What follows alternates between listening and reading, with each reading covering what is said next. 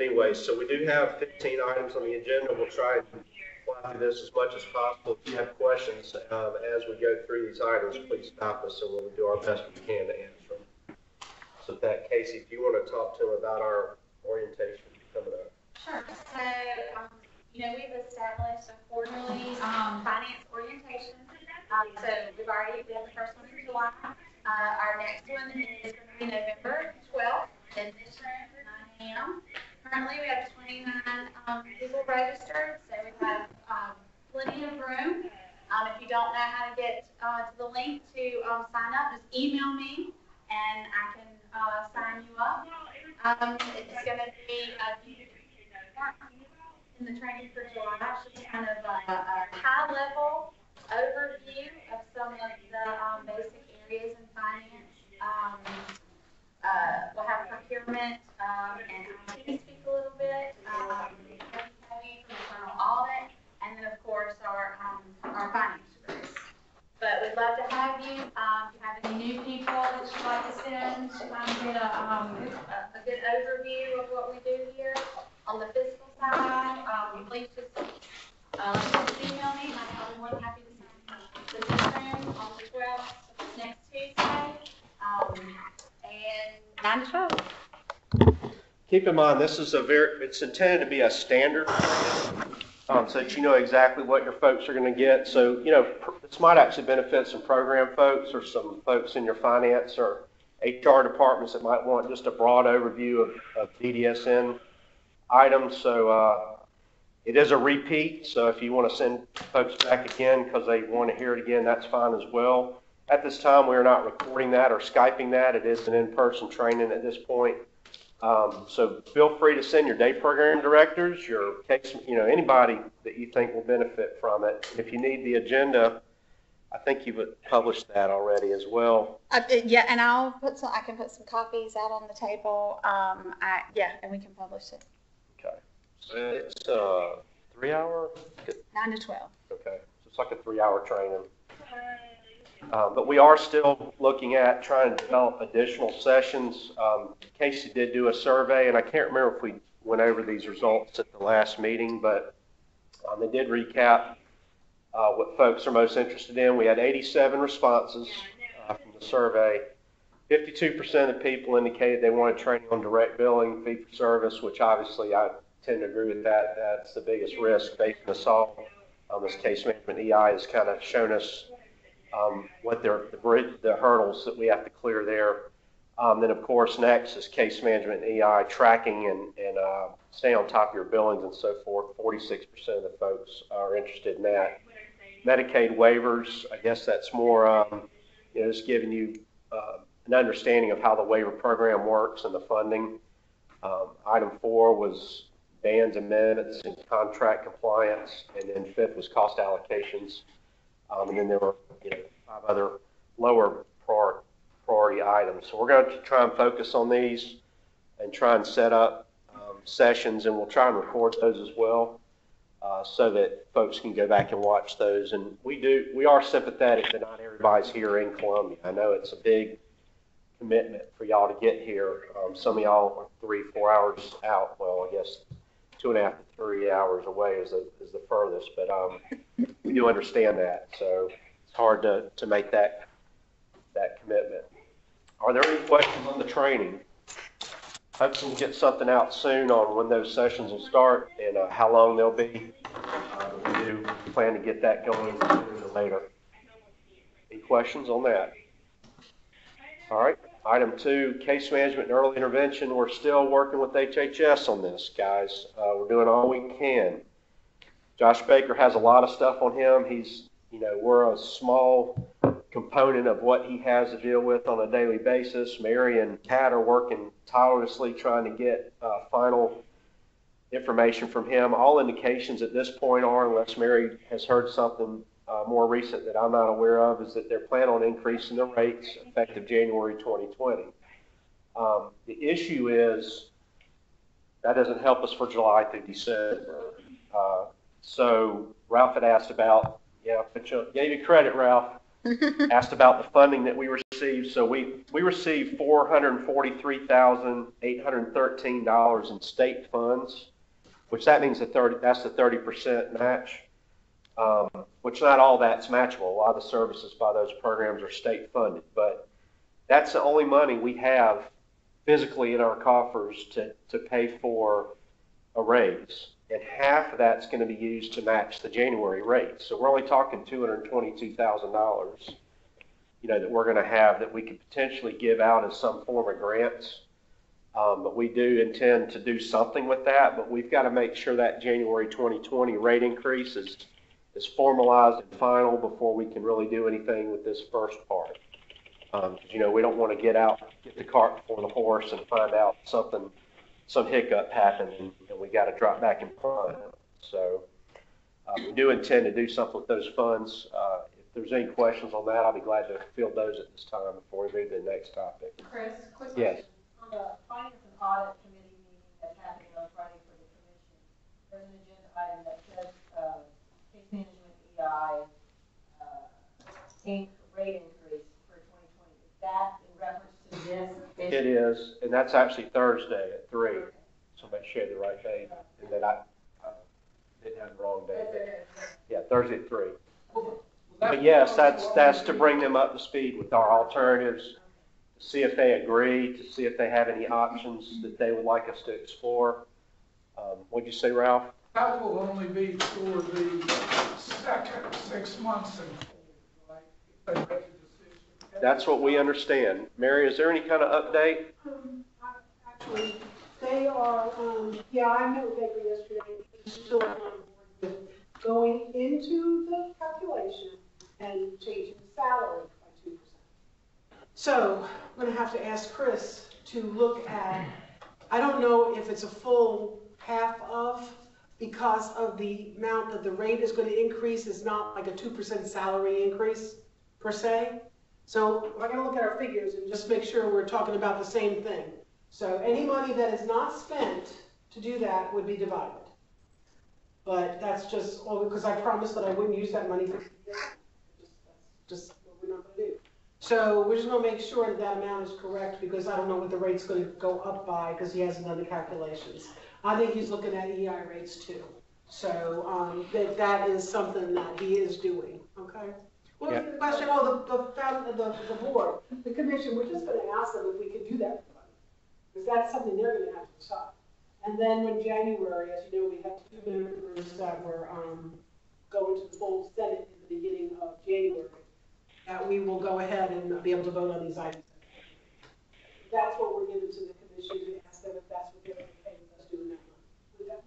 The email that Sandra sent out, just so you guys have it, she said that Finance Audit Committee meeting November 7th, and in the email it says Friday, November 7th. So I just want to make sure that people know which day it really is. Well, Thursday is the 7th, so. Thursday the 7th. Make sure nobody goes out. Thank you for pointing that out. I didn't catch it either. Yeah, we'll get that corrected.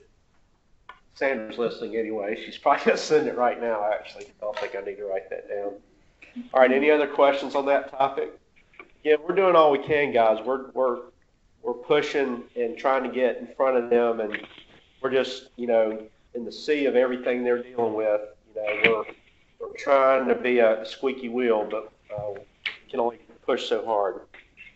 So with that, we'll move on to item 3, and Debbie Wilson's going to speak about our process that we're going through as far as our cost settlements. We're currently working on 2016, 17, and 18 cost settlements. Chris and I have developed a different tool in which to use, which will be simpler, and just testing it out and ensuring that the data is exactly what we want it to be and has just the information in there that we need. It was very cumbersome before. We've tried to simplify it a little bit. I'm currently working on 2 different boards right now. They're going to come trickling out little by little. The plan is by January 30th, they'll all be done.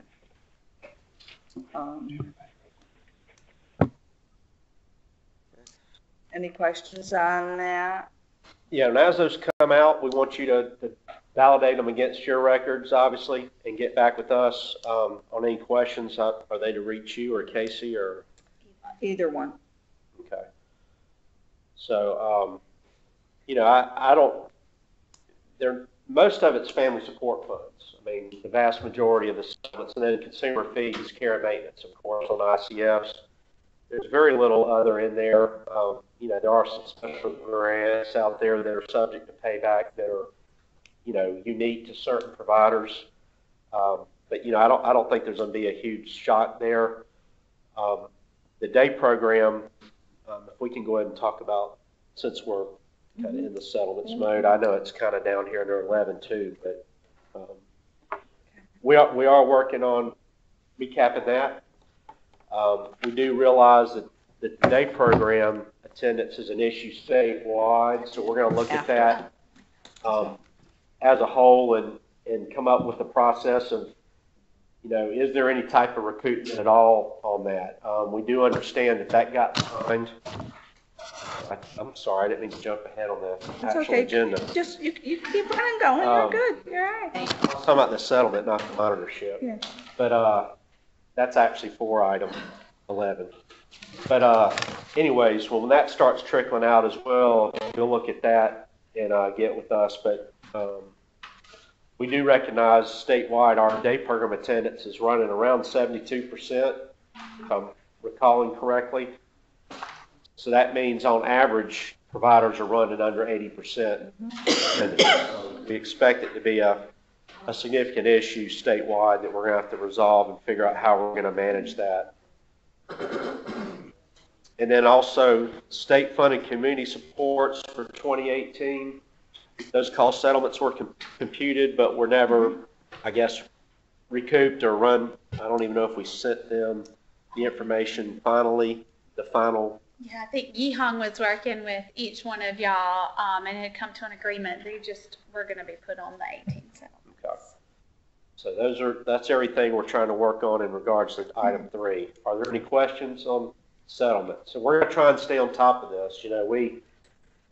We inherited, just like the cost reports, 3 or 4 years worth of not doing these. So there's a good bit of work to be done there, but we are making progress. Anything? Dawn, you got a question? No? Okay, you look like you might have a. All right. Item 4, I still see that some boards are not updating their SPM for their finance directors and so forth. Please, that's critical that you're keeping on top of that. I sent some stuff out and people were like, well, I never got it. And I went and looked in their board and they're not in there as the finance director or whatever position they were in. So please do make sure you make that a priority. And that's on the executive memos on our website. You can find all the details on how to manage that.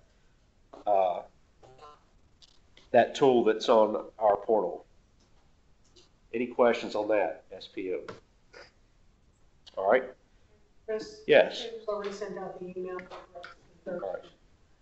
Get it in red. We sent out the email to correct the Finance and Audit Committee meeting day went out just a minute ago. So anybody on the phone should see that if they check their email.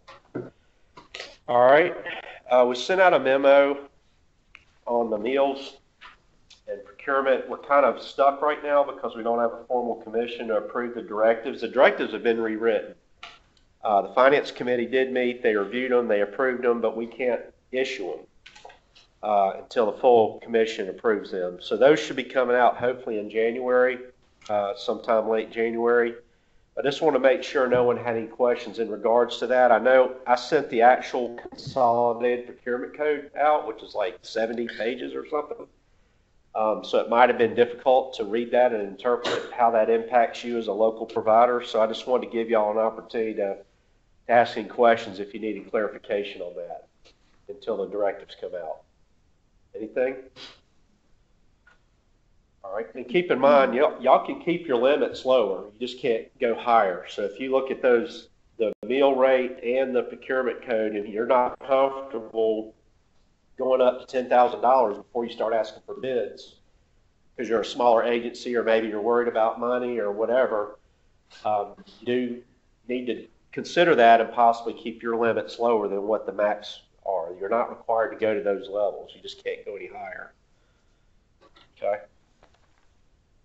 All right. There were little slips outside that have our mailboxes. If y'all will continue to try and use those, it really helps us to communicate and stay together on the page. Y'all may communicate with Deborah independently, and I don't even realize what's going on, and then we go and meet, and then she's going over an issue that's brewing that I'm not even aware of until, it's a week later, and she's done everything, and as a team, we can't keep in touch with all these things going on. So if you could really try hard to use those mailboxes, we do monitor them, and it would help us have our communications tighter internally. And also be more responsive to your needs. So if you would please try to use those. Item 7, I just want to remind everybody your quarterly reports are due, or were due. We're not strictly enforcing the deadline there. It's a target date of the end of the month. So if you haven't turned it in yet, it's no big deal, but we are going to be tracking and getting back with you if we haven't heard from you. If you have any feedback on it, I do know there's been some confusion on some of the wording in the fields that have been for some of the information requests, and I'll try to work on the wording on that, or add a little comment or information thing that pops into that form so that it explains it. Mainly it's around the cash figure, what's included in that cash number that we're asking for. I will state that we're wanting any unrestricted funds that you have available to meet your operational needs as of the end of the quarter is what we're looking for, whether that be an investment or cash, but it needs to be unrestricted cash, not restricted cash, because if it's money you're holding and you can't use it for operations, we don't want to consider that available, because we're going to be using that number to look at your financial health. And we're also going to use that number in our new outlier process when we get around to it, which I'm going to discuss here shortly. Actually, it's next on the list. So, we want to make sure you get that in there right. There are some concerns about the cash number could be really misleading because there might be a really large payable or something coming up. We will be sensitive to that when we look at the outliers. I've developed a form that we're going to be looking at current liabilities and current receivables off your audit, and possibly reaching out to you if need be to get further clarification on the actual cash balance that you have available. Chris, would there be like an adjustment for if I'm right on this, the money we receive before we provide the service? Should we do that as well? Because we look at that internally differently. Like, that's money I haven't really earned yet. Yeah. So that's just for that. That's a good point. Yeah, we need to do that. Yeah, I can address the form. I don't want to get too in the weeds on it, because it's not going to be that fine of a number that we're going to need that kind of precision. But what I can do is take 1/12 of your contract amount from Deborah, because the contract number is going to feed into our form, and we can just assume that that you've got 1/12 of that in advance. It'd be like, well, it's half. Well, yeah, it's half of it. 1/24, I guess. Yeah, 1/24 of that. Okay. So that's a good point, Jason. So, Chris, you're going to use the cash balance to help determine how to distribute outliers? Yes, that's always been in the directive. So let me get into outliers. First off, y'all got a memo. Casey wrote it October 11th. I don't remember if it might have gone out the next day, or anyway, sometime around then. It said we would go over some outlier information at this meeting. First thing I want to say is that, and again, this is for informational purposes and so that you can have a perspective on things. We don't get any additional money for outliers. If we give you money, it's right out of our back pocket, which our back pocket's empty. Y'all know we don't have any money right now. So literally, if we give somebody a $100,000 outlier, there is no money for that outlier. So until we can get our financial situation improved, you're actually in better position than we are as a state. Not every single provider, but the vast majority of the providers have more money than we do even. Now that's at year end. Right now we're okay, but we've got some rate issues that we're dealing with. We have gone ahead and paid all the providers 100% of the dollars for the direct care raises and cost of living and all that through whatever November payment. We've only received 30% of that through our state appropriation. So we're cash negative on that right now until we get HHS to increase all of our rates. So in other words, if we gave y'all $30 million, we only have $10 million the state gave us. We got to get the other 20 from Medicaid. They haven't adjusted our rates yet. So we're out here in November and we haven't gotten paid any for any of that, but we've given y'all the money. Case management, we're what, $4 million now that we've paid $5 million? Right. We've paid y'all, and they've got a billing issue that we haven't been paid. We have not been paid since July 1st for case management. And it's a billing issue. It's kind of like y'all are dealing with BabyNet. They're dealing with systems issues over there, and they're trying to fix it. So, you know, I ran some numbers. We lost $22 million in residential last year. That is considering everything we pay y'all out and all the revenues we generated from all the units y'all reported. Why are we in that position? Because the rates have not been requested and kept up with here. That's something Pat and I and Mary are really working hard to try and get Medicaid to address that. That's a real problem. So any outlier funding we have is really not any outlier funding we have. It's fictitious money. We're borrowing from some future promise or future hope. Basically, in our current year contract, we had $7.3 million in outliers that we've paid out. That's the total of all your outliers for residential and at home. And again, there's no funding for those. So I want you to understand kind of on the financial side where we are. It's not like we're sitting up here with pots and pots of money and we're being, you know, we're not concerned and we're not trying to address your issues. It's just we got to be healthy. It's kind of thought of it this way.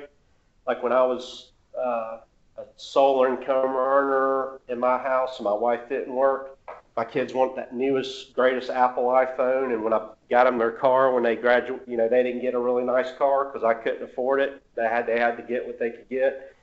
And so it's similar to that. You know, our household income and our household assets are depleted. So until we can get a new job or get a pay raise or get, you know, something on our side, it makes it hard to help y'all. So we're doing all we can to fix those things. But it's slow. I mean, it's rough. I mean, and Mary's meeting with Josh Baker every month trying to address these things. So I don't know if Mary or Pat want to comment on any of that. Twice a month.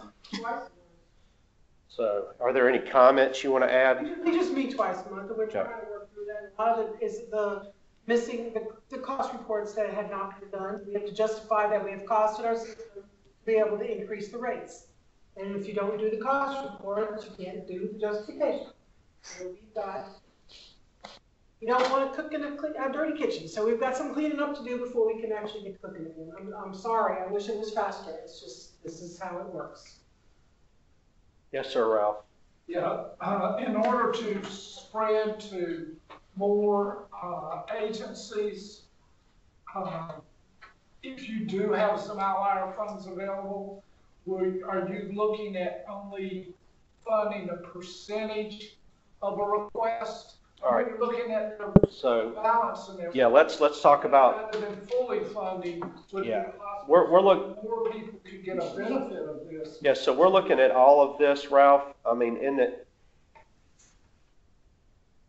the past years, boards had floating outliers. You know, outliers used to be first come, first served. So you'd have people get in here, they get the outliers assigned, and they would have the money. Well, then that person would pass away or move on, and they would move that outlier to another consumer.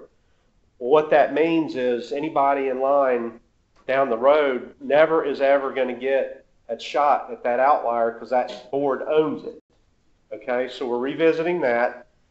We are going to look at how can we distribute more funds to more agencies. We're going to look at a variety of things, Ralph. I mean, we're looking at potentially lowering the outlier threshold, but changing the portion we fund of it once it gets over that threshold. We're looking at a lot of different things. We do have some money that we think we can get the outliers flowing. It's just not a lot. We're going to have to be really frugal with it. So what we're going to do, the whole outlier system, when I was in your shoes, I just thought it was very not well done and was very confusing on where you stood, if you were awarded outlier, why you were, why you weren't.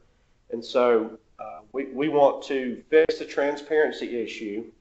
So we want to maintain a list that people can see the outliers that are being requested. We want to be consistent. So whatever rules we come up with, we want you to say, well, they're not up there just taking favorites, or they just like that one more than me, or, they're buddy. I saw them at lunch, or whatever. We want it to be consistent and transparent. We want it to be equitable so that there's a fairness quotient. Right now, I don't think it's entirely fair just from my seat looking at where the funds are going. It needs to be predictable so that when you take a person on or when you have a situation, you know what the process looks like. You know whether there's a good chance of you getting funding or not. Right now, I just don't think you have any clue whether you're going to get funding or not. We want to create a waiting list concept, and what that list is going to be based on is a scorecard. We're going to come up with a scorecard. We're already working through this process right now. Based on the scorecard, you will go on a priority list, and part of that scorecard is your finances. So, for example, in your finances, we're going to look at your cash balances. We're going to look at your Band B and I overall situation. So, if I have 50 people and only one of them goes over the outlier threshold, and when I look at it globally, I'm making $300,000 on my B's and I's, why would I single out one person out of that entire population to fund an outlier for when you're making bukus on everyone else? Which I know you need those funds. That's why Pat, it keeps saying that we realize that you got to take that money and spend it in residential and day. That's why we're focusing on trying to fix the residential and day rates, because we shouldn't be using Band B and I money to pay for residential and day. We should be getting residential and day money to pay for residential and day. But when we're trying to look at it, I've got boards right now that are losing money on Band B's and I's. And so why would I not look at them harder and give them more credit for that than someone who's doing really, really well in that area? Also, income statements for the residence and day program, that's never been asked for before. We're going to be looking at staffing patterns and actual costs in homes to determine, if you have 3 G's and an H and you need an outlier, obviously you get less money in that house. You don't have the luxury. You don't have other H's to help make up that outlier. If you have 4 H's in a home and those 3 of those H's are low needs, they just are grandfathered in from years ago, we need to consider all these things when we're looking at these decisions. We can't just look at an individual like has been done in the past. We're also going to look at your operational results and consider your operational efficiency. So just because you're losing money, there are several providers in the state that are struggling financially, but we are in the process of providing them technical assistance. One board, for example, was losing $700,000 last year, and they've reported 3 straight months of income thus far because of the technical assistance that was provided. We have another provider we're working, 2 right now that we're working with to try and turn around. We can't reward, just like we can't penalize an agency for doing really well, we can't reward an agency for not being run well either. So we've got to look at both sides of it and consider that. We're not going to just say, oh, that board's hemorrhaging money, we need to throw outliers at them. That's not what we're going to do. That's not the approach we're going to take. Waiting to certain things? Yes. And we'll disclose all that to you once we finalize it. I'm still drafting all that, and my team's challenging me on what I'm doing, and Pat's looking at things, and Rufus and Mary. So yes, there'll be weights assigned to different things. Okay, cash financial position, but you might be losing. Correct. You might lose significantly on I- that side. Correct. Well, you're correct. There's all kinds of factors to weigh into there. Then if you're looking at cash, then, $2 million in cash, where I'm at is a whole lot different potentially from $2 million. Correct. It's based, that's why the contract size is going to be looked at. And are you taking away the 2-month cash reserve, off the top? So you're not. As long as you're consistent, cash is cash. I mean, so no.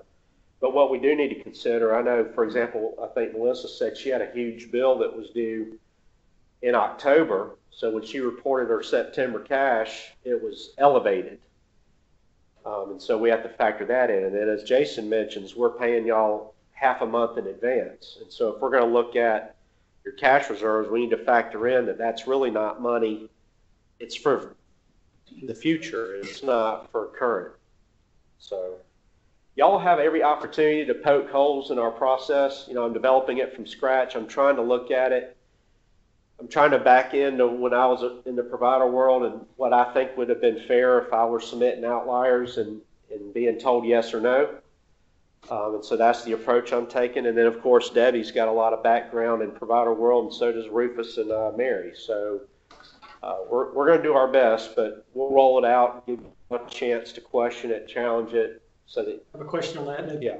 Before you roll it out, can we talk about it here and have that before it's rolled out? No, when he says roll it out. Roll out it's for- not public comment. Correct. Yeah, Okay. yeah. Pull it out for criticism and review, and Because then it'll go to the commission once we've got that out there, so they Right. can go ahead. not roll it out like here it is, take it or leave it. Oh, well, I just. Roll it out like, Right, 'cause- yeah, Not implementation, just rolling out for Okay. public comment. yeah. Like the, and I guess, are you still in the process of reconciling quarterly or yearly for the Van Bs that are underutilized? Is that still in the process, or where's that?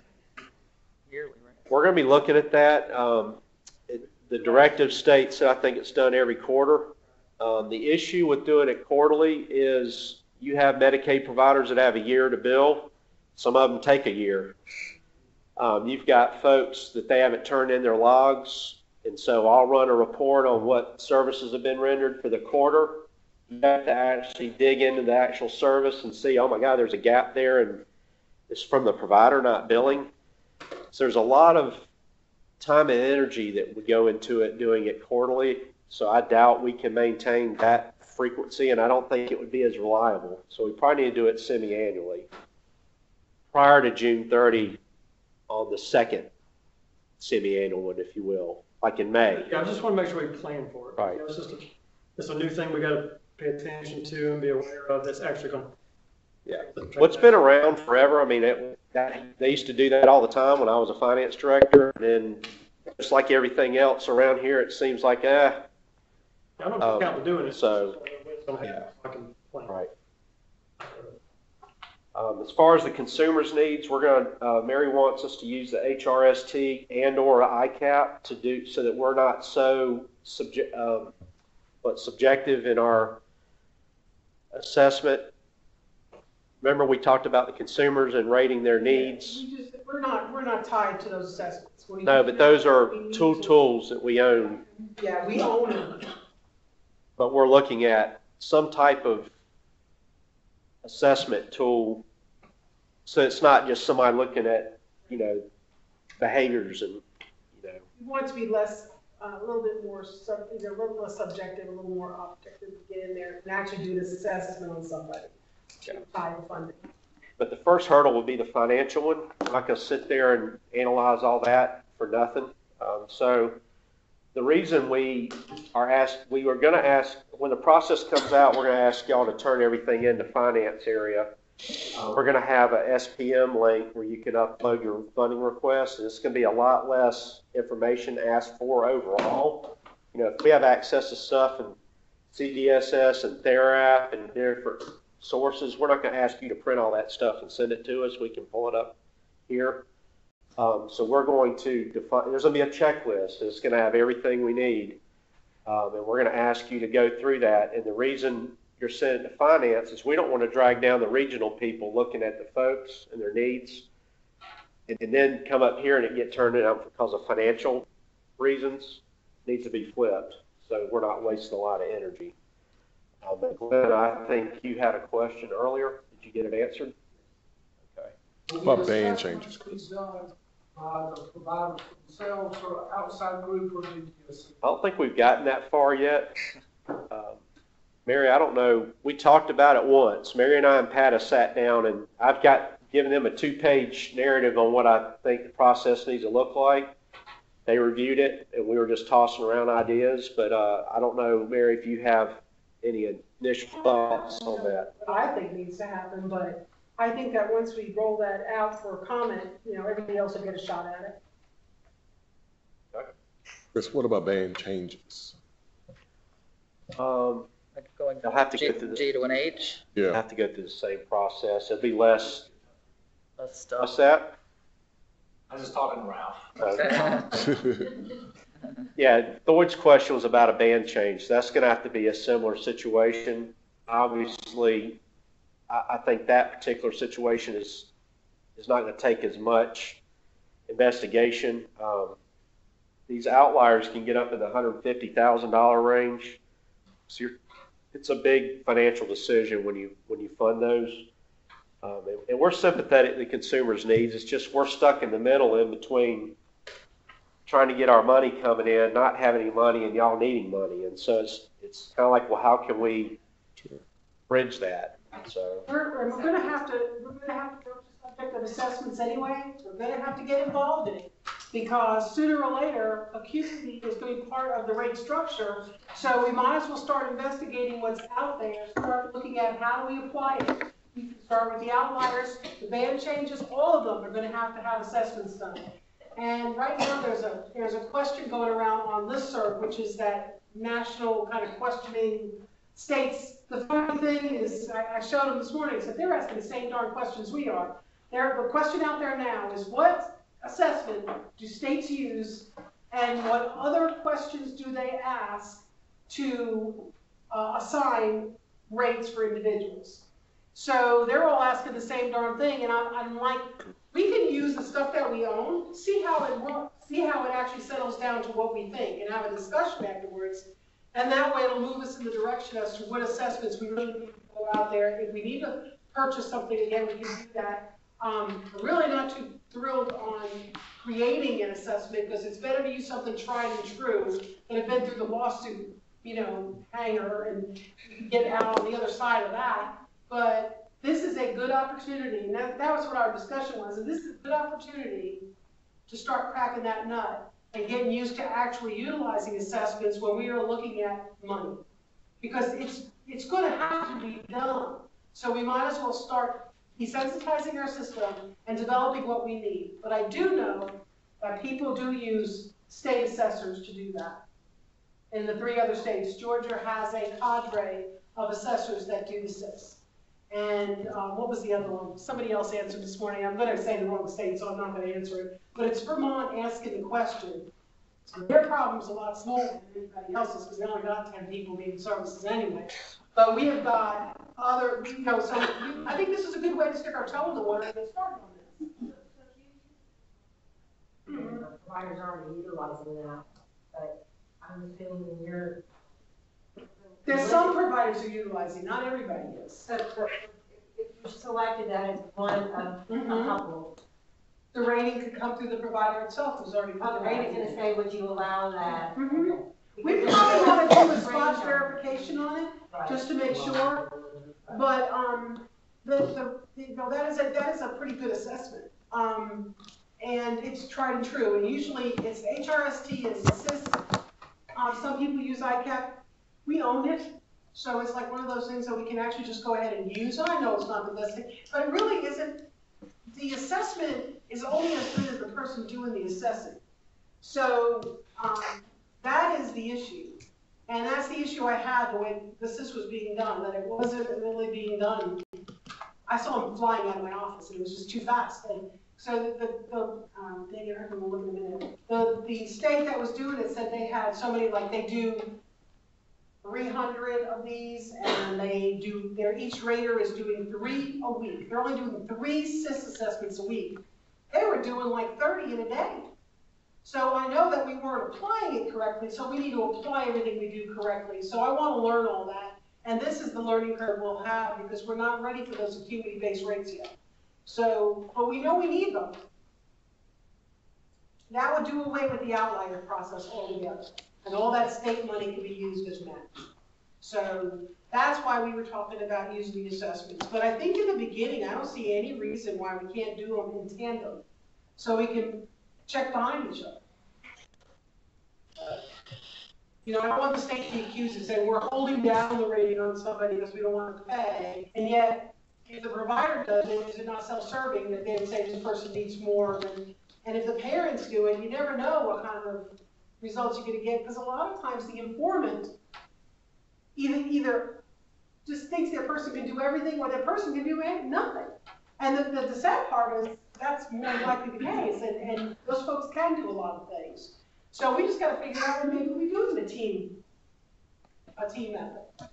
But we're going to have to start using them sometimes. So I was like, why don't we start using it in this? So Chris, part of that financial assessment process then is going to be the amount of the outliers requested? Said like the percentage of the it's your values? No, your cash balance compared to your contract balance.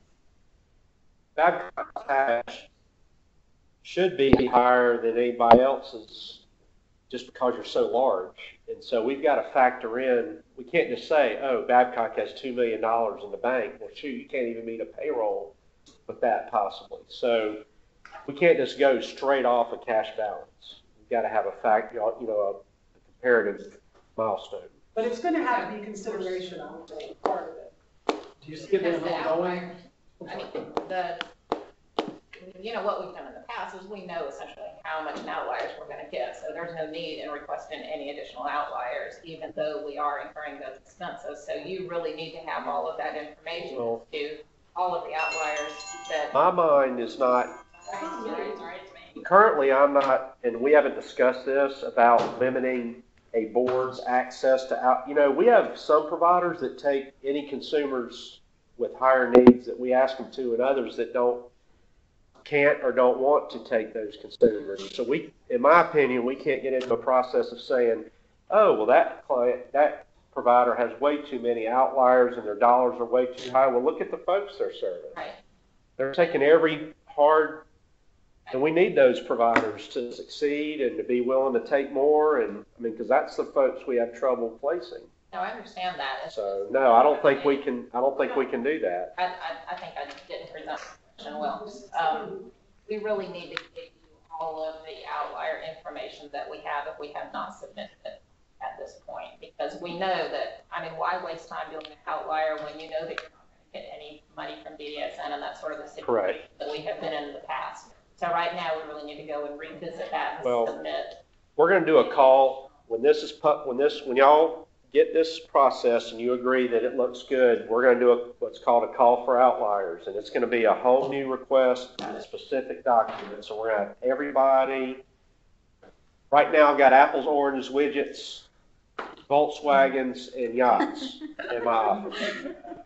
I've got the kitchen sink. So I need a consistent product coming in so we can get a consistent answer. And so we're going to do a call for outliers and ask everybody at that time. Everything's going to be scored, rated, and compared to the bucket of money we have. Okay. Do you have anything to add to it, Casey? Right now, we're anticipating doing this 2 times a year. We will have a process where we will retro the funding, though. And if there's an emergency situation, we'll have a process for that as well.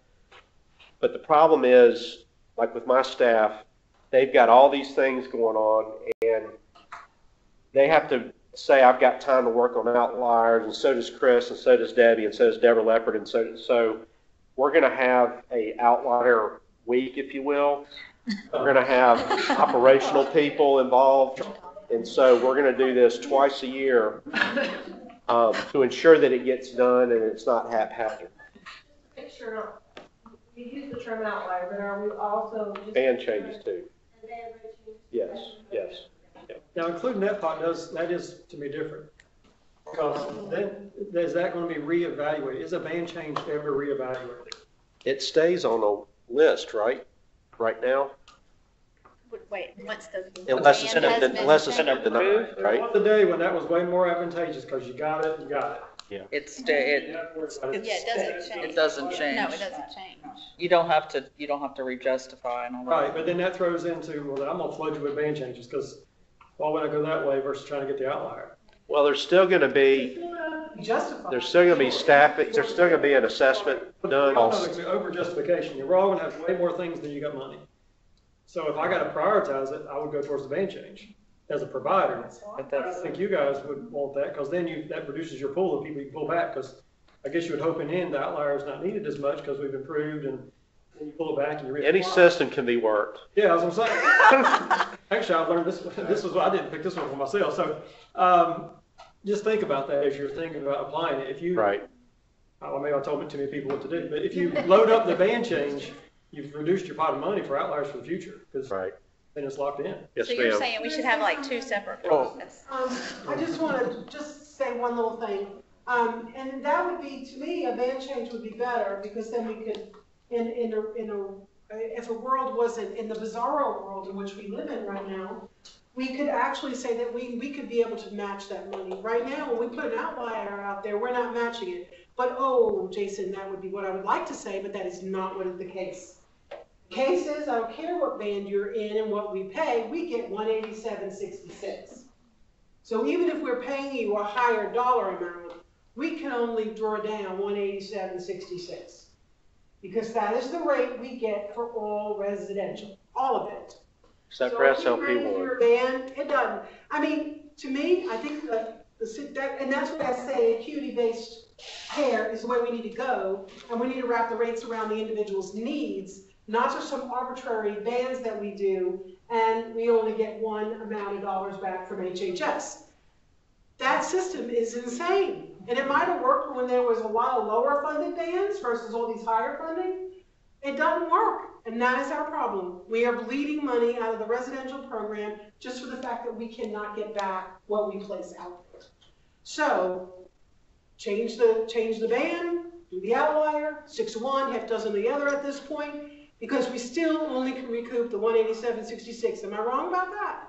No, you're correct, and I think Jason's point is when an outlier is rejustified or passes on, that funding comes back into the pool and can be reallocated. And if it's in a band, we don't ever relook at the bands. But It's theirs forever. a Band-Aid for a system Right. problem that's in crisis at the Correct. moment.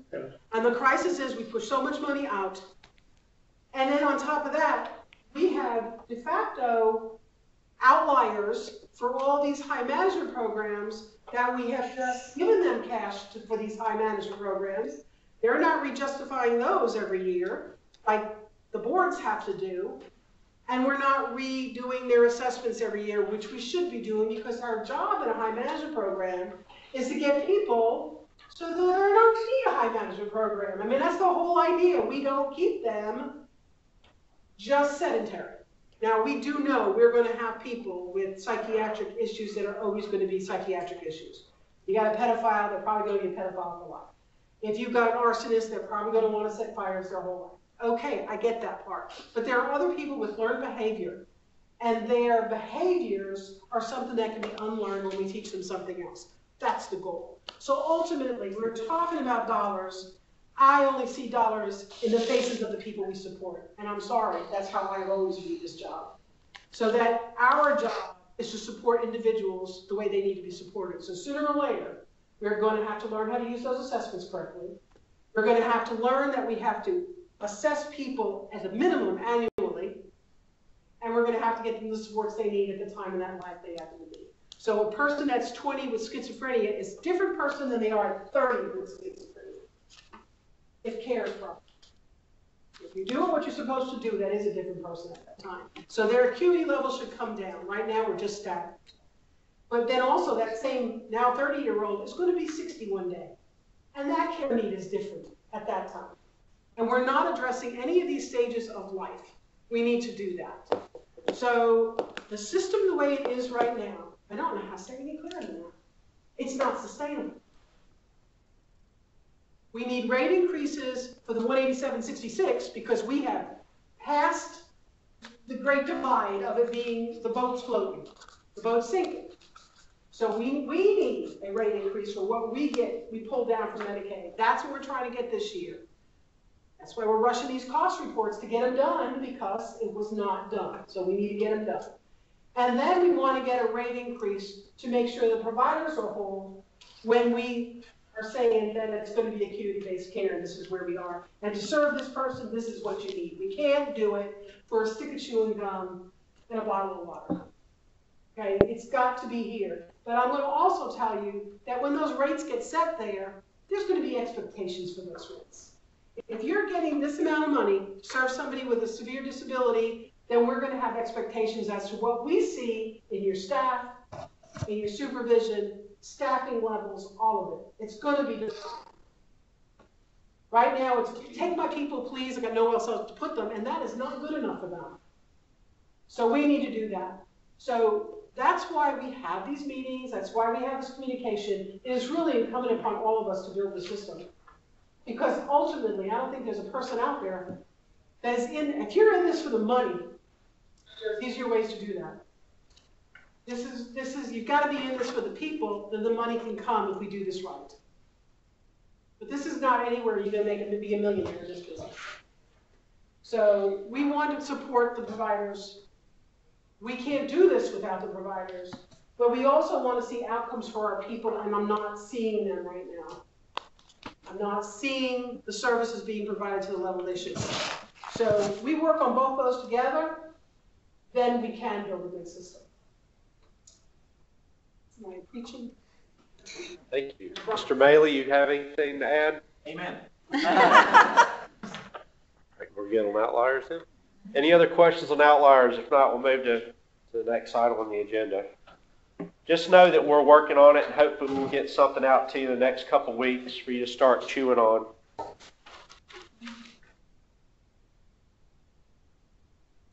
Logs and invoices being turned in timely. A number of you received emails from me on invoices that have not been turned in. I ask you to go back to your staff and case management and accounting and so forth and have them review, at the very least, go in and look at the logs that it says they're still open. There are some boards that have gone out and they've submitted, but they haven't approved. It has to be submitted and approved in order for it to process over, for us to process through to Medicaid. I think I sent out about 17 or 18 emails a couple of weeks ago. A lot of the issues were just, some of the issues actually related to there being no services. Even if you don't have any services, you still have to approve. Is that not correct, LaKenya? Yeah, that's right. Well, we don't, if there's no service and it's not approved and submitted, we don't know if that's intentional because there's no service or if it's an oversight. So, I mean, until you submit and approve a nothing, we don't know that the nothing is a real nothing. So that's why we need you to do that. I know that sounds dumb, but right now it can be a false negative. We need a true negative. And the only way we know is to go out and actually investigate and run the invoice and look to see, oh, there isn't, there's nothing and that type of thing. And that's kind of what I was doing a couple of weeks ago on some of this stuff. Anything else you'd like to add to that? Just that, like, if somebody you have, if they had no units, then maybe that service is no longer being rendered to them, then that's something that needs to be updated to STS. So they're no longer going to show up on future logs. So you won't have that problem. I know a lot of people, they will say, well, they're no longer in this program, but they're still on your log because you have to submit it and approve it with 0 units or as a discharge. then make sure STS is updated so they're no longer showing up on future reports. Good point.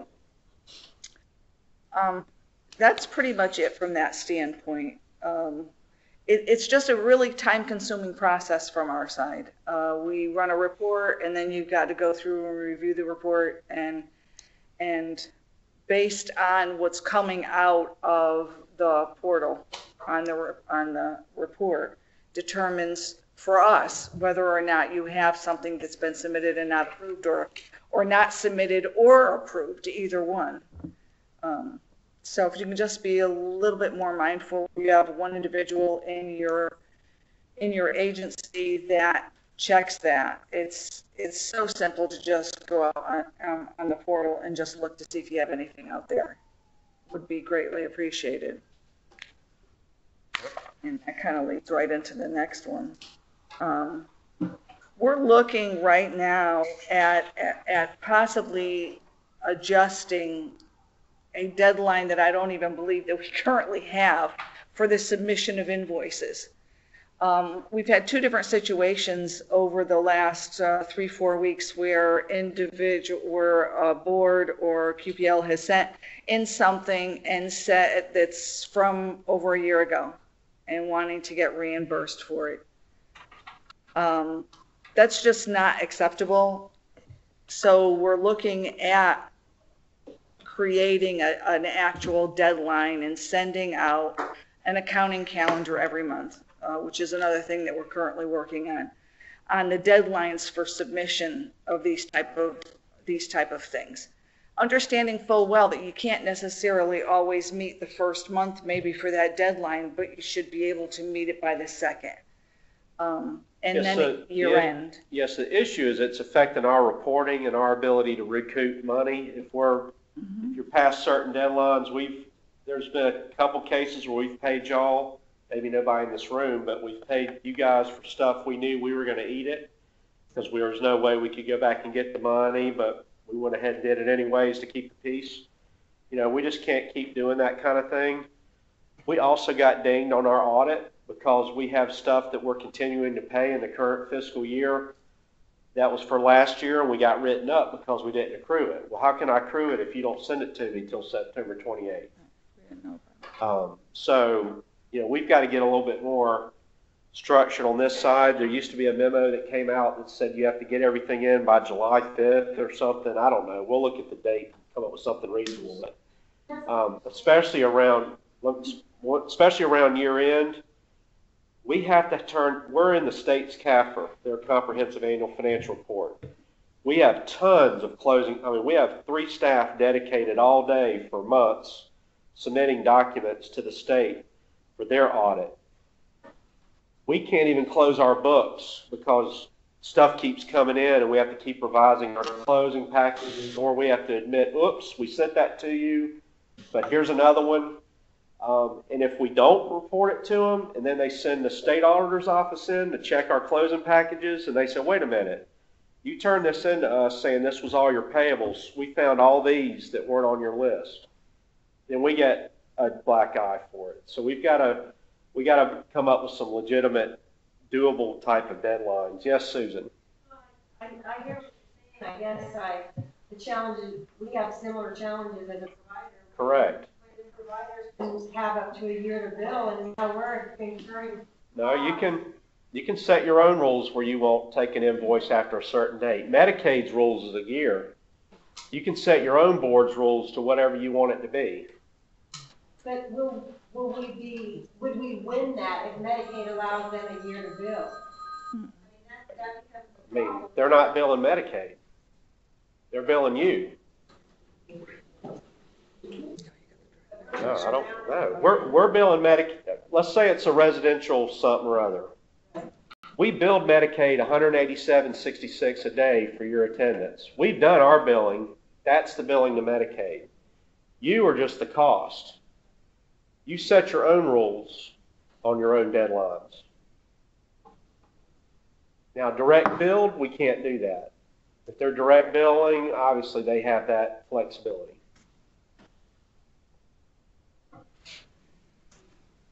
Any other questions? So we're going to try and be reasonable. I mean, we're sympathetic. Y'all got a lot going on. There's a lot of moving parts. You know, we'll try and come up with a checklist even of things to help you.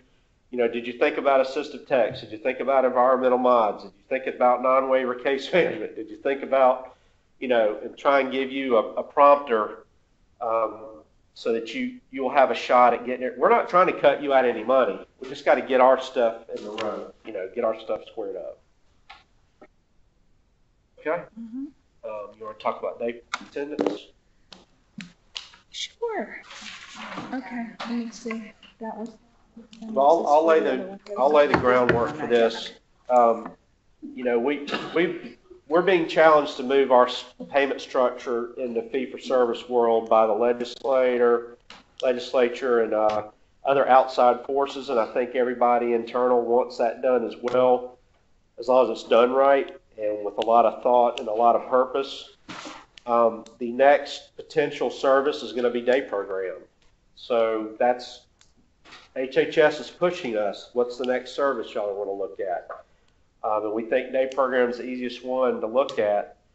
And so what we need to do is make sure that you guys, similar to case management, that you're in front of your numbers and that you're monitoring your stuff right so that when this becomes your revenue and not our revenue, you're set up for success. So what Debbie's going to go over are some tools and some procedures for that. Yeah, what you have in front of you is going to be put out on Business Tools as well. And basically what it is a tool in which if you are not currently monitoring your day program attendance, this will help you do that.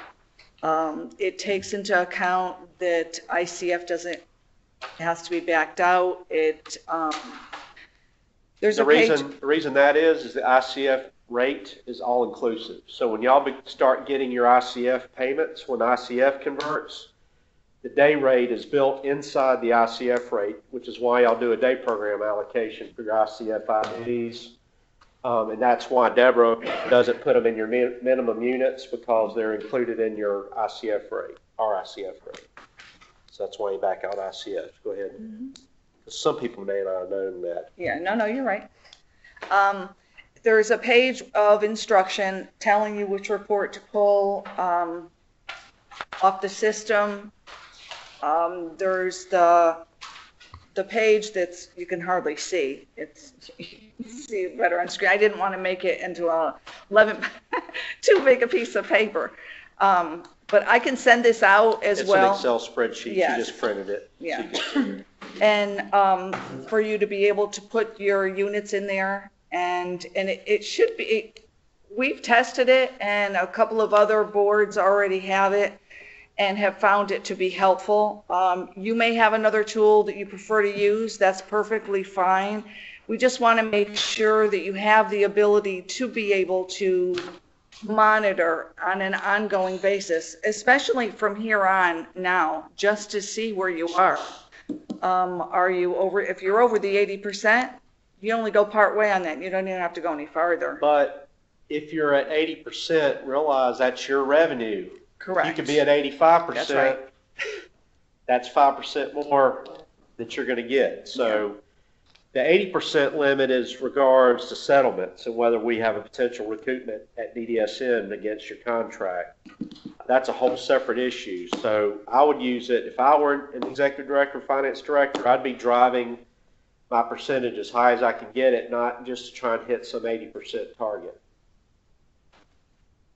For the future though, if at some point we direct bill or do fee for service, and we have these people going on a part-time basis, 3 days, 2 days a week, that's going to affect our revenue. So, you know, how much do you look at that, or how much do you look at your total attendance? And the other question I have that goes along with that is how frequently, when we get people whose plans change, I've got like 60 people that are being counted for 5 units a week. I'm sorry, 10 units a week, that their plans don't have them going 10 units a week. And we haven't submitted those. How often do you want those in? Because this stuff changes Well, constant. So- I don't think you want it every. No, but So- I think you should send it in at least quarterly. Well, Yeah, so we can change your contract amount. yeah. You know, Ding you. the issue we have to resolve, Ralph, is if we're moving towards fee-for-service for day attendance, and as long as we can start moving the needle and get up off this 72%, DDSN may be in a position to say, look, we need to monitor this collectively, and as a state, move the needle up, but, you know, maybe not do the settlements at all. I mean, that's something we're going to have to consider.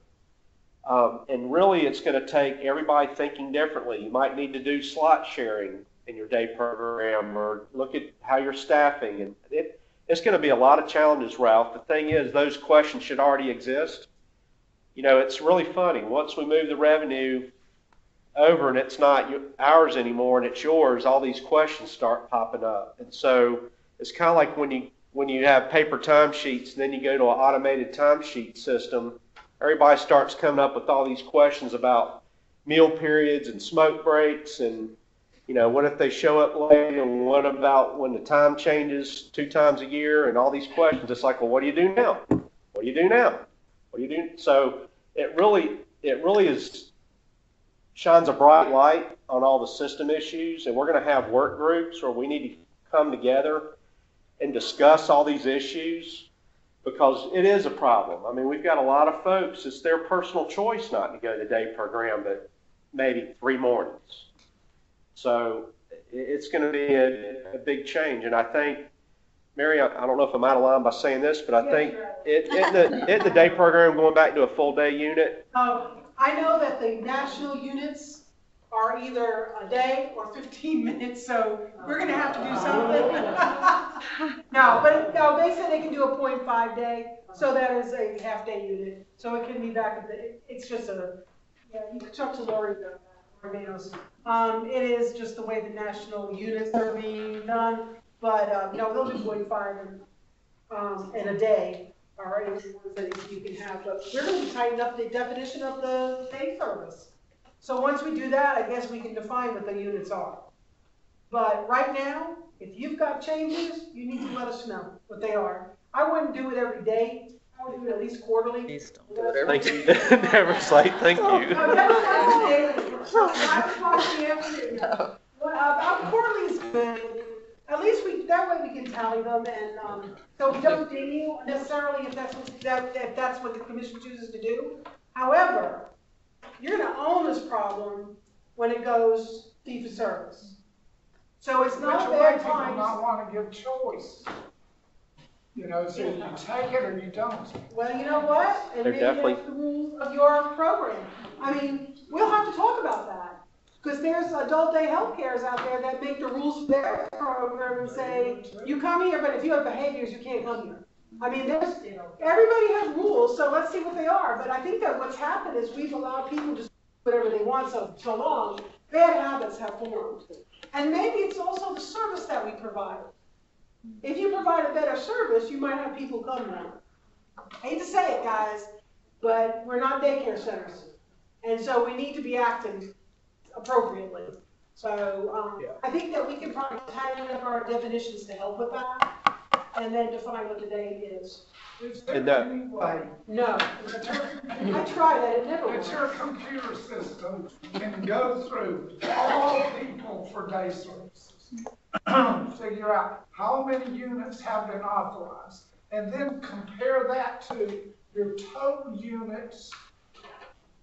Decent. We're working on a report right now, Ralph. That are in a contract. Yeah, we're working on a report right now, statewide, that we hope to do that's very similar to the case management report y'all are getting, which will give us that statewide information, but also at a provider level, you can see where you are.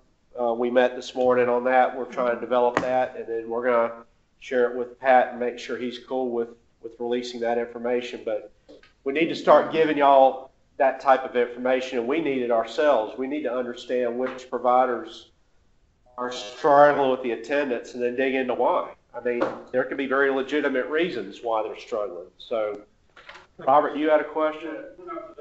I did a report, you get it off the, CDSS. I ran all the budgets for us individual, by individual, because the July 1, it's gonna hit us that you're gonna have to basically do by individual. Our attendance for July was 82%, but our kit financially was $150,000. Our attendance for August was 85%, so our hit was 130,000. What do you mean by that? What are you saying? Uh-huh. Units left on the table. What do you mean you're hit? What does that mean? Negative financial. What you lost. I'm just giving you an observation. No, not what you Right. lost, what you didn't. Right. earn. We had a potential fatal. Oh, I got you. Oh, Okay. phew. I'm with you. Even though we're focused on 8%, we do individualized budgets, it's gonna be worse.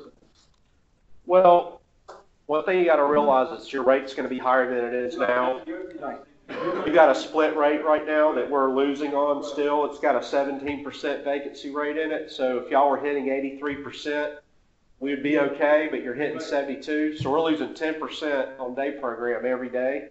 Could you give us the rates? We can start working on our budget.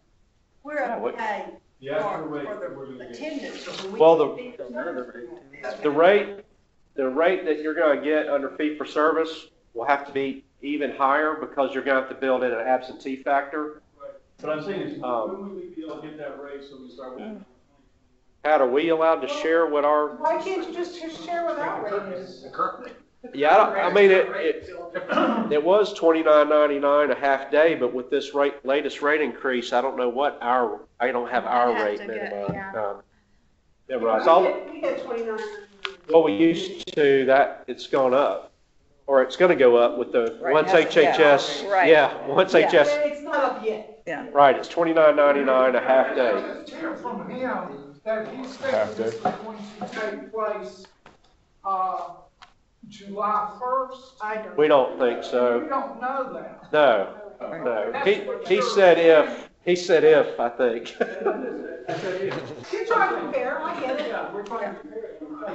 I'm saying, we have these meetings, this is what we need to know. We have 6 to 7 months to prepare for this. And my thing is, you guys keep on pushing things out to the future.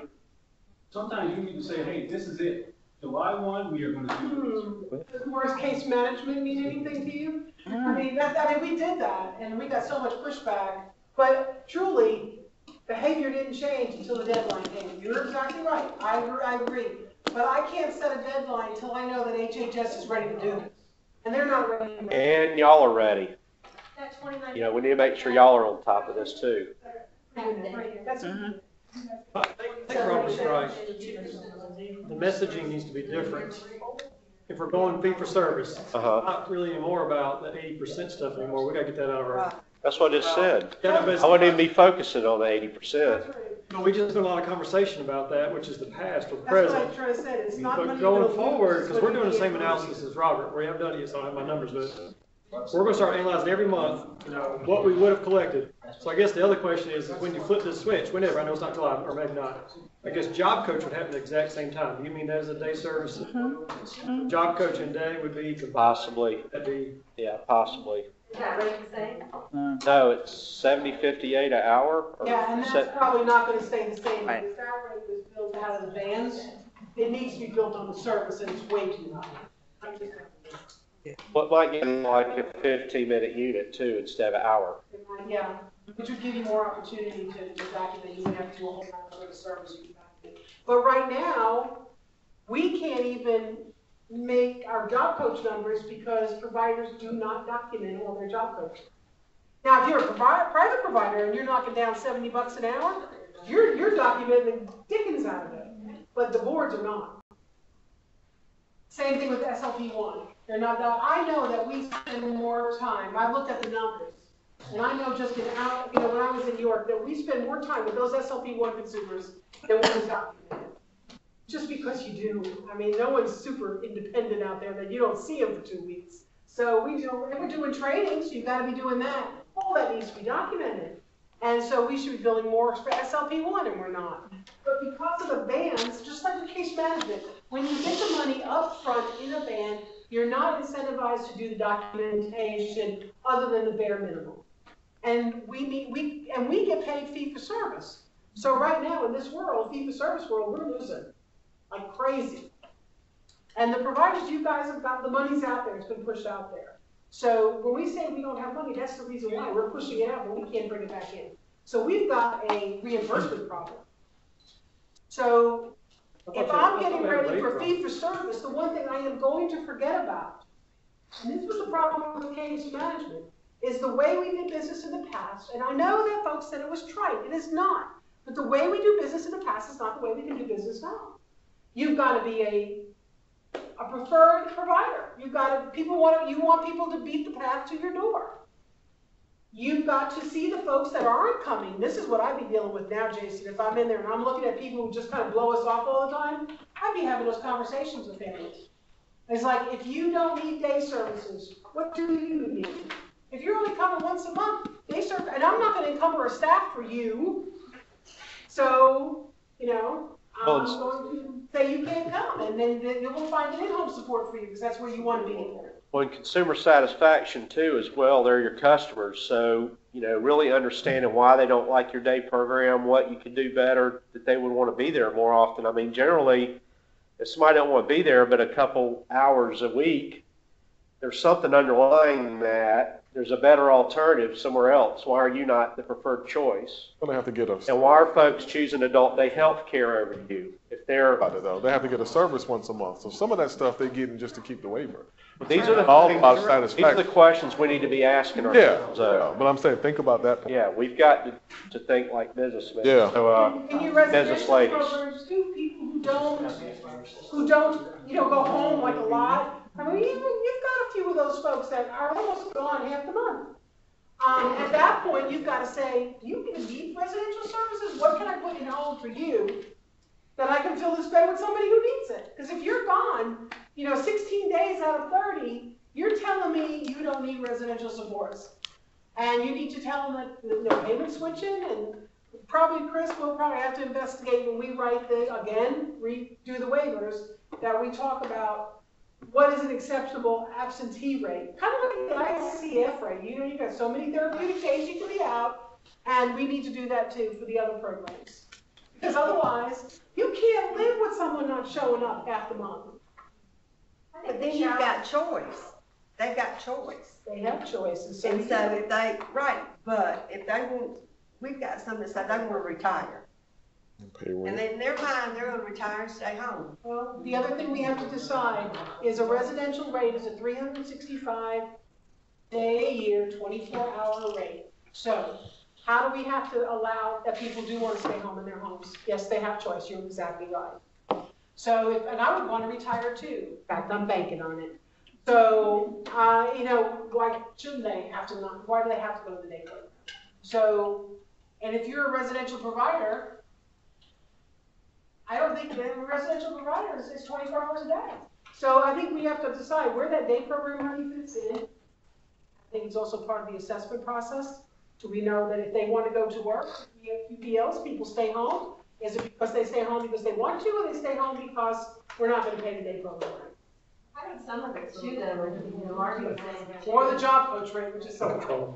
Is the fact that the CFW people, they have a limited budget, so they're choosing very judiciously what services they want, what they don't want. And so they might not choose to come to jail, and they get all their money out to come to jail. That's what respite, their families want respite. Right, so it's not just as simple as they don't like your services, they might not be able to afford it with the fact that they have. And you might have to build your model around that. To say that I have more part-time workers and, you know, we do the morning unit, not the afternoon unit, something like that.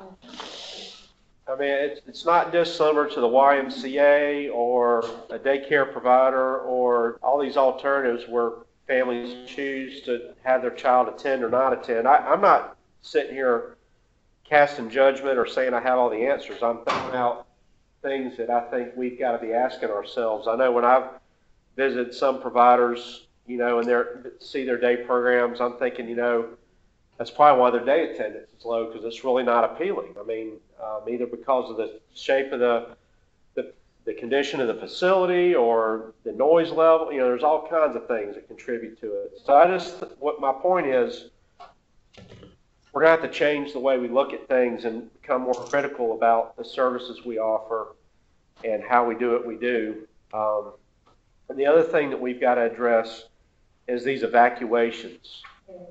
If you shut down your day program to house somebody, are you going to be willing to do that if you're going to lose $60 a day to do it per consumer? So we've got to address that as well. We realize that's a problem too.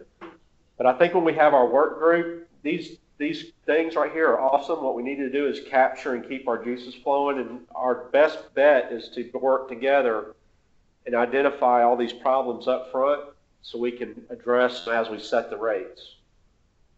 In a final note, I do share all the information with the program. We're preparing for July 1, there'll be a fee for service, no matter what happens. You know, can I say something, Roger? We did that in early intervention in York, I mean, probably 5 years ago. I honestly believed that they would be allowing us to pay fee for service back then. So I told my EIs, July 1, this is what we see, we want done. Make up this, do all the things that we told people now. Do you know that that performance went consistently over 100% every single month? And when we switched over, they were actually at 138%. So they were there. And it's that mentality. So that's up to you as a provider to tell your staff what you expect. You shouldn't be waiting on DDSN to be preparing for this. You can go ask anybody that works in a 4-fee assisted living, a 4-fee, a store, anywhere. What makes customers walk into your door over somebody else's? That's really what we're going to be about. It's going to be about customer service and how you communicate with your families and the outcomes you provide. All right. That's good. We'll move on to item 12. Deborah Lefferts going to update you on some stuff there. This won't take long. We did talk about this at the last meeting. I just wanted everyone to know I am working on the B's and the I's. And the B's are finished, and I have to finish up the I's, and then I'll send you an amendment in the new format, which I hope everybody has liked. I haven't gotten any complaints yet, so I'm hoping that that's working out well. But I just really want to encourage everybody to review your consumers on your B and I list. We have had some budget problems. If you have someone on your list, but you're unable to see their budget, you have a B for somebody, but you can't find their budget, there's something going on with that. Or there's a consumer that you see on your that you're being hit for your waiver credits and things. You don't have a band B.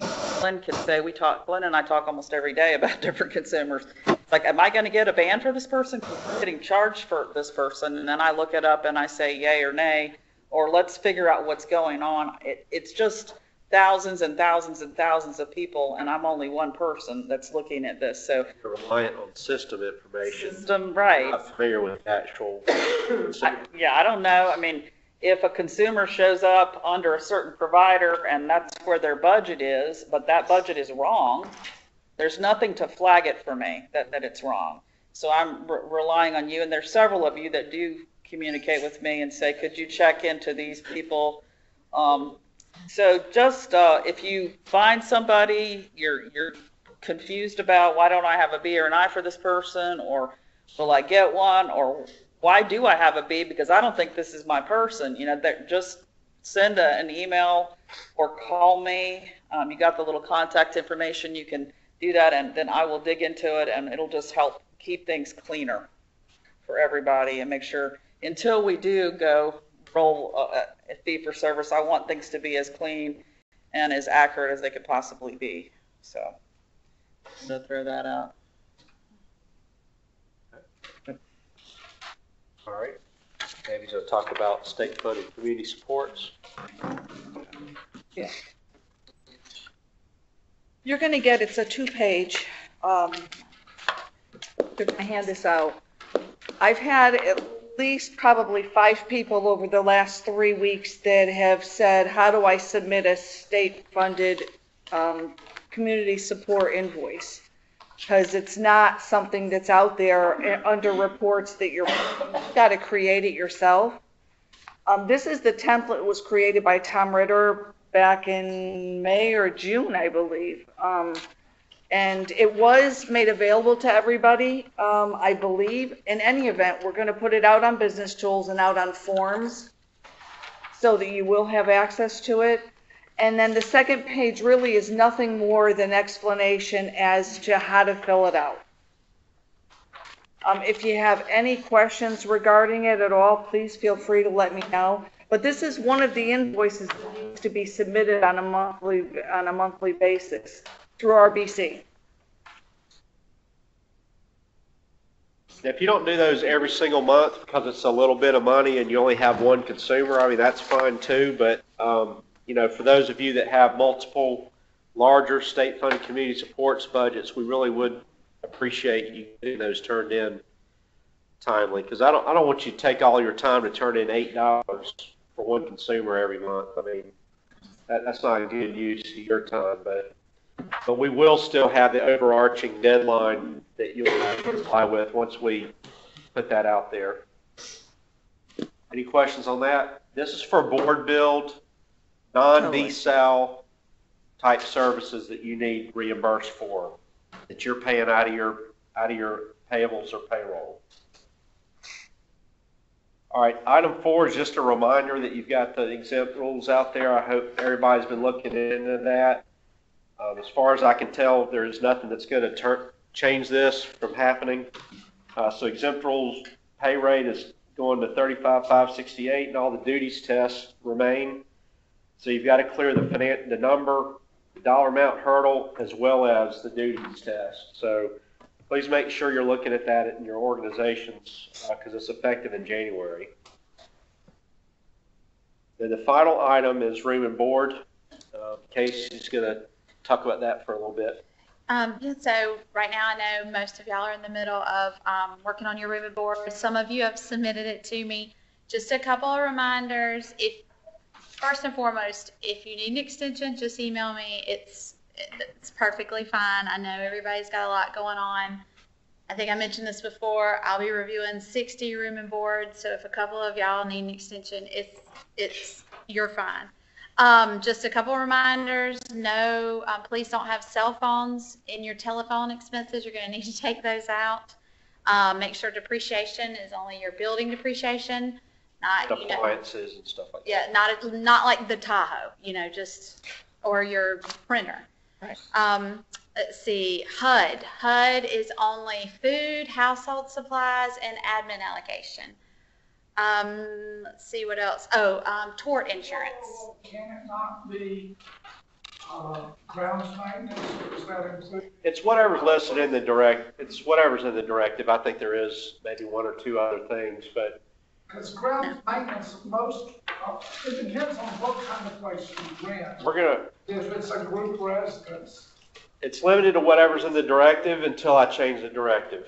Okay, so currently at HUD in the directive, which is 25009 out on our website. So right now for HUD, it's food, household supplies, and admin allocation. Why would HUD have food? Oh, you're saying no. I see what you're saying. I got you. The board's expenses. Right. Gotcha. We good? Yeah. Anyway, it's 25009, the directive. It's on our website. If you can't find it, email me, and I can shoot you a copy. If you have any questions, call me. I'll be happy to walk through it with you. Yes. I have a question. So we've always done on the cost reports that we turn in, there's a room and board column, and we have always been told to match the cost reports room and board. That's basically what a couple years ago when we did that, I don't know, 3 or 4 years ago, you guys edited the cost reports to have a room and board. Yeah, there's a cut, right. Ours matches, but then this year, and we've been doing it this way for years and years and years, and then this year you called and told us like there was something in there that didn't match on our audit. Yes. And that you didn't even look at the cost report. No, yeah, Kayla and I were kind of going back and forth. Yes, so what I'm looking at is your audited financial statement. You're not looking at the cost report. No, ma'am. At all. No, ma'am. Well, we need to.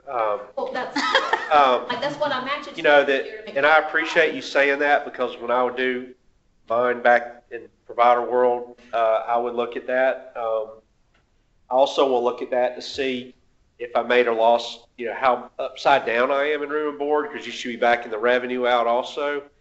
But yes, I feel like that's process we should be following at central office to validate room and board, but I'm not aware of DDSN ever actually doing that comparison because I've never been asked about it, but I think it's a fabulous practice. That's what we've been doing this year when we're told it doesn't match anymore. I'm like, whoa. Yeah. Like that's how we've always, Theoretically, they should match. So, were you able to identify the difference? Yes, apparently liability insurance was getting lumped into property, but on the audit it was separated, and you can't include that. Yeah, we're going to be looking at the audit report lines also. They need to be revisited. I'm hoping to get, Kevin and I will be working on the audit directive. I hope to get it out actually in January this year or February. There's going to be extensive changes that we're going to be proposing to help us get better reporting. Most auditors write their financials in a program, and so they just have to reprogram and add some lines. So I don't think it's a huge, it's a good bit of work the first year, but after that, it should be shouldn't take that much time on the part of your auditor or whoever writes your financials. But you're exactly right. I mean, even like telephone, I mean, it doesn't have a separate one for cell phone and a separate one for. Well, on the cost report though, it does because it tells you what's Medicaid eligible and what's not. And if it's not Medicaid eligible, then it's usually allowable in your room and board. So it's a really good tool for those of you who haven't ever looked at that before. But on the insurance, it just says insurance, and it's not separated with property and liability. So we've always lumped it together, and I guess this year you got caught on the audit that it was actually two separate things. So anyway, it's just something that I think is another tool that you could. No, and it's a good point. And whenever we do go to maybe redo this process, that's something to keep in mind. Mm-hmm. Any other questions? Good. Have one. This morning, Pat went over the budget proposal. And one of the items on there was respite, the increase projected there. And as we think forward planning for that, did the 15 and change that was proposed include like retirement and things like that for a provider that has? Not retirement. It's got, all right, this is a slippery slope here. Well, I just was typically the respite provider is not an employee of the board, but sometimes they are. We can't fund a rate for those off situations where a respite provider is in state retirement, because that's like the tail wagging the dog almost. So it's got workers' comp, FICA, profit margin, 10% admin, unemployment. I mean, it's got $3.41 worth of stuff in there that's over and above the $12 rate. I know when I was reading it, which I liked, I think it was trying to say encourage providers, I thought, to take that back in as a service instead of what we're doing now. And for me to do that, I got to be able to pay retirement. That's a real cost for me. We need to talk separately. That is a Pandora's box, and you will start getting into respite rules and who's the employer. Like retirement for the person providing the service, you mean your administrative person? For the provider. If they're an employee of mine, I have to pay them, and I have to pay my part of the retirement, which is their part comes out of their pay, but. Set up an agent, just set up a separate account that's an agent to file, and that's totally separate, and that's individuals will run. And it has to be done right too. But it still doesn't alleviate you from being a joint employer where you're responsible for workers' comp. You guys are you on the state retirement system? No, but it doesn't matter. You're like another federal ID. Right, you would be. Because every time I put that's the fiscal agent. They always, because they're poor. They're trying to pull people into the pool. Yeah. But I'm not. If that's the idea, I'd love to do it because then I would do a lot of other services, honestly. If that rate increase gets approved, I understand that. We are going to have to come out with some guidance and some training sessions on different alternatives for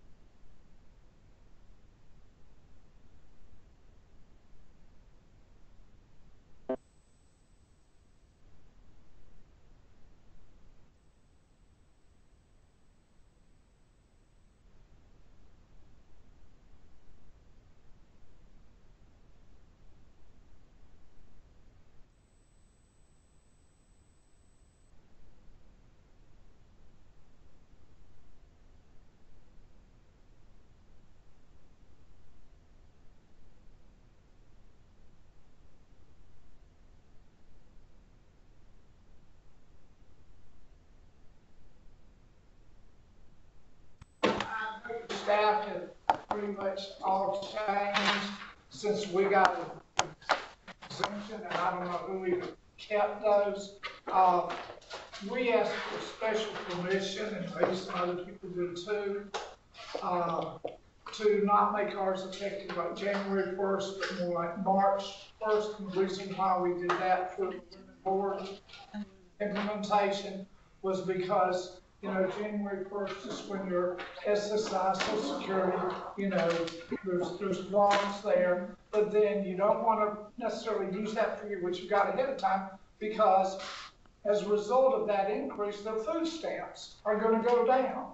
So we wait until we have all those where they Regulate. balance out, implement in March 1st, things like that.